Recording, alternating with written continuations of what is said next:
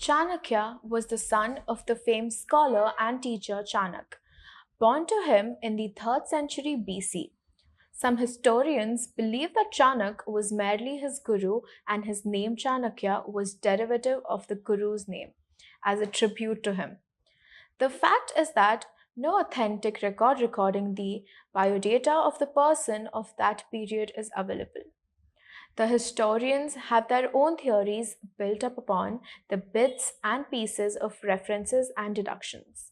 But the unanimous opinion is that Chanakya indeed was his primary teacher, who taught him letters and the basics of the Sanskrit, the official language of the land of that age. As a student, Chanakya was a quick learner.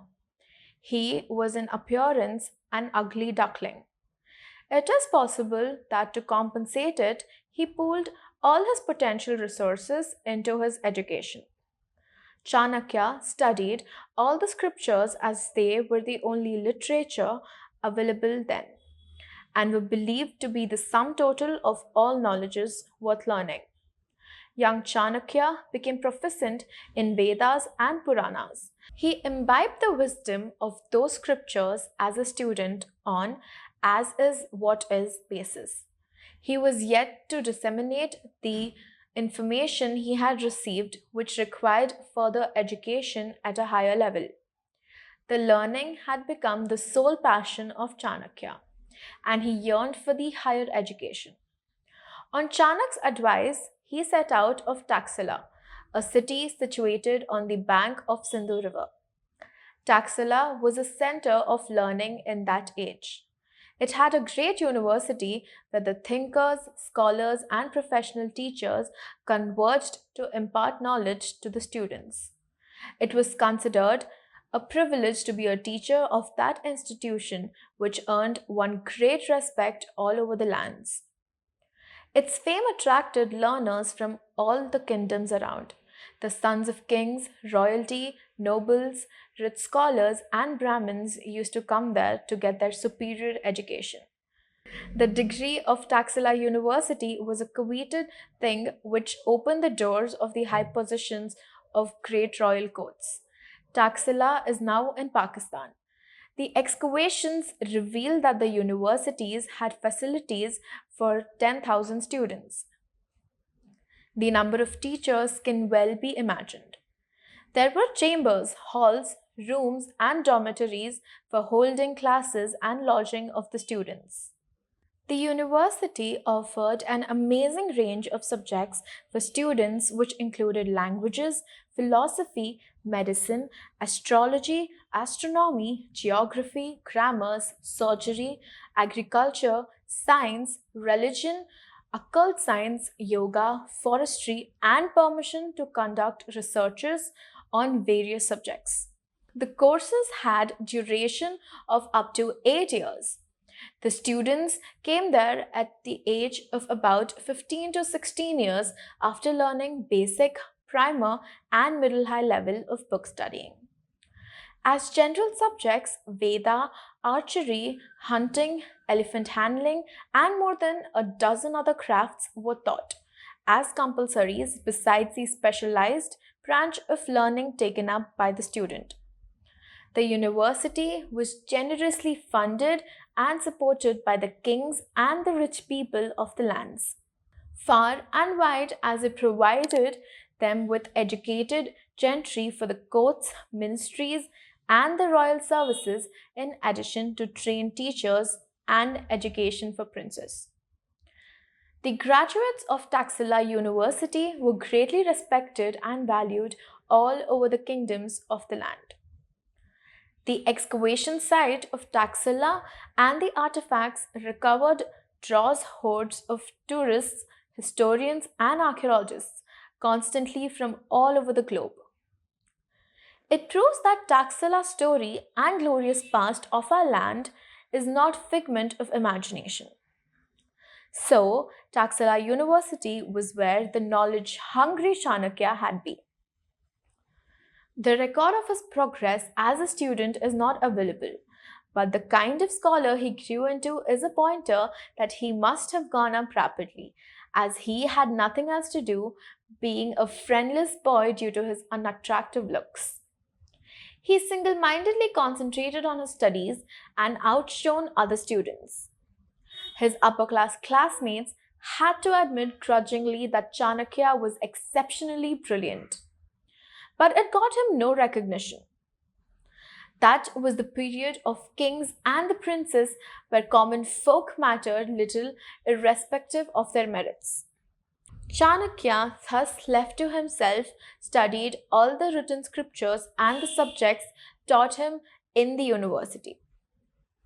He deeply studied the scriptures available on economic theories, statecraft, and social structures. Chanakya did his own analysis on the above subjects. Soon it became apparent to all that Chanakya was academically growing up into a prized product of the university in spite of all the prejudices and drawbacks. The political scene during Chanakya's early period was not healthy. In fact, it was very disturbing and confusing. The lands were ruled by arrogant kings and tyrants with the help of the fiefs and the rich mobs who really were exploiting the masses economically. The rulers had no constitution or administrative systems. The whims of the rulers or the people in power were the order of the day. It affected the lives of the common folk, which included Chanakya. So, he made it into a habit to study and analyze the political and the social conditions of the societies of the land on his own. He was learning lessons from the happenings taking place around. It was during this period that rough outlines of an ideal constitution, administrative, and economic system were getting drawn into Chanakya's creative mind. Over a long period of time, the ideas crystallized in his mind and he was able to translate them into well defined and drafted documents. The unfolding events were providing him the valuable data. The kingdoms were in turmoil for various reasons. An alien invader named Alexander was marching towards the east on his mission of the world conquest. His large and well equipped army was trampling upon the kingdoms falling in its way, and it was drawing closer to Taxila city. Refugees from the conquered cities were pouring into Taxila seeking refuge. A new situation has arisen. Chanakya observed it keenly. A city accustomed to welcoming the seekers of knowledge was now being fooled with shelter seekers who had no money and valuable things to take care of their basic needs even. The situation in the university became chaotic. The students were outnumbered by hungry and poor people who needed help. It was an unprecedented experience. The king of Taxila and rulers of the neighboring lands held a meeting to discuss the problem. The people of wisdom and experiences gave various suggestions. At last, a consensus emerged that the refugees be settled temporarily on a large stretch of land outside Taxila city so as to not disturb the teaching at the university and to protect the academic atmosphere of the city. The city and the life of the citizens was also to be protected from the refugees. The two had to be segregated for the sake of law and order. Hence, the refugees were shifted away from the city. The refugees could enter the city between sunrise and sunset at the production of passes issued to them at the gate of the city, as they were to confine themselves to markets and not venture into residential sectors and university area. Thus, Chanakya saw at first hand the consequences of the foreign invasion, its political and social fallouts. He learnt what it took to deal with these situations and problems arising out of such events. By the time Chanakya graduated, he had become a political and social analyst as well through his own endeavor. After graduating, Chanakya joined Taxila University as a professor. There was no problem for him in getting accepted as a teacher by the time Chanakya reached the final years of his courses. His academic brilliance had become evident to all the fellow students and the teachers. The teachers had already begun to treat him as their equal, and students didn't hesitate to seek guidance of Chanakya in the matters of their own studies or researches. As Professor Chanakya was very soon earned the respect of other teachers through his clever and erudite knowledge of most of the subjects that were taught. And he could not articulate his views and theories on political, social, and religious matters. Some of his theories used to be original and novel, which impressed everyone, and the students admired him. To the students, being taught by Chanakya was an honor. How favorite teacher of students he was is seen by the fact that many of them joined Chanakya to serve him when he migrated to other lands later. Two of them, Bhadrabhat and Purshudat, played important roles in Chanakya's political strategies. Gradually, Taxila was becoming a hot place. The heat of the possibility of the impending invasion by Greek armies of Alexander was making everyone sweat. Every day, threat was increasing. The citizens were feeling uneasy and insecure. The possibilities were turning into realities as disturbing news kept coming in from the west more loud and clear. Chanakya was seriously thinking about moving to eastern lands out of the harm's way. He had many ideas and theories to redeem his motherland from arrogant kings, corrupt and ineffective systems, and exploitative social orders. In fact, there was no administrative system. The deadly mixture of corruption, nepotism, and brazen arrogance was the only system that was ruling the lands of India. His ideas and theories needed time to be tested at the Taxila. The enemy was knocking at the door.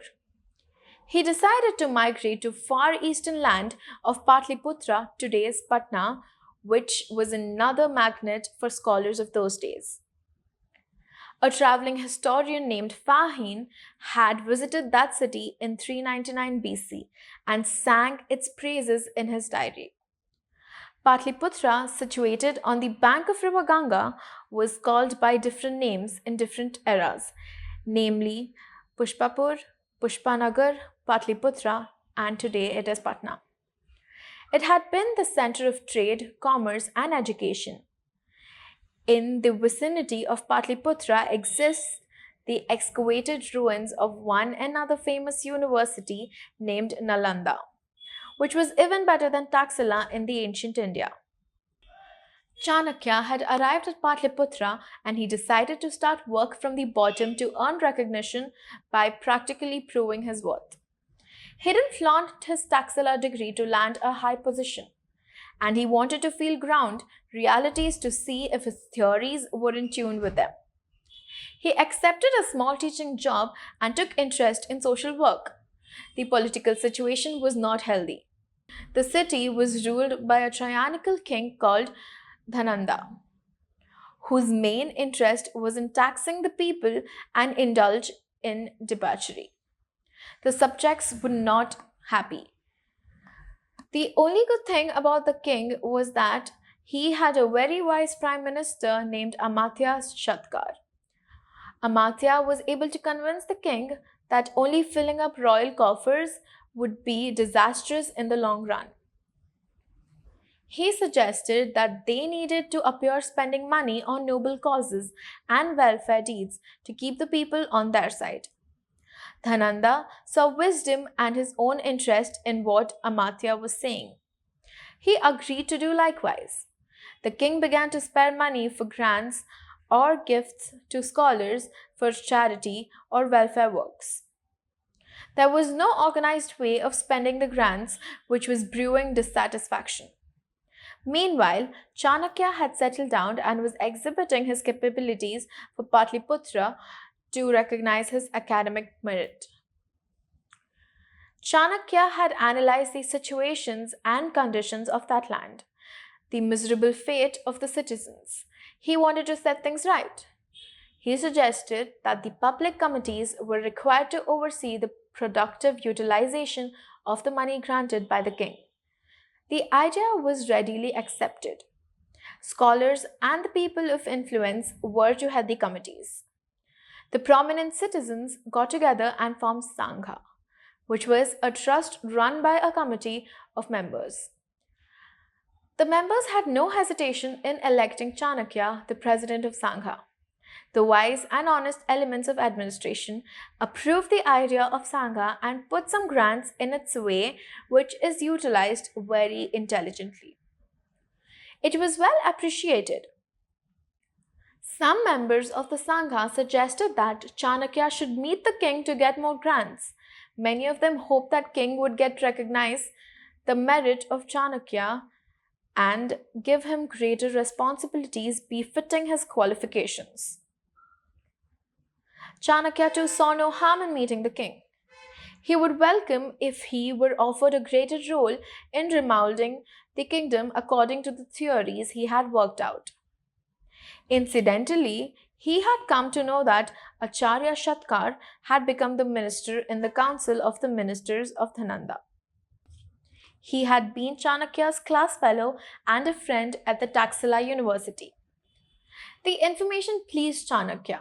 He was sure that now approaching the king and warning him against the foreign invasion would be easy, besides presenting his political and economic theories for the consideration. Chanakya decided to meet his old friend first and let him pave the way for a meeting with the king. He met the minister Shatkar. Shatkar was pleased to see him. He welcomed Chanakya like an old friend. Chanakya narrated to him the situation in the West Kingdoms and the reason for his migration to the eastern parts. What exactly happened in the eastern region and who this Alexander is? Shatkar inquired. Chanakya sighed. It is the same old story. Our kings fight among themselves and open the doors for the outsiders. This time, this alien invader is no ordinary soul. He is the mighty king of Yunnan, who has made up his mind to conquer the world.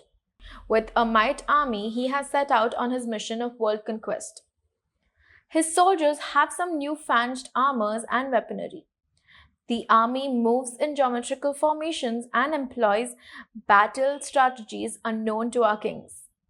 He has reached our lands, conquering all the kingdoms falling in his way to our lands.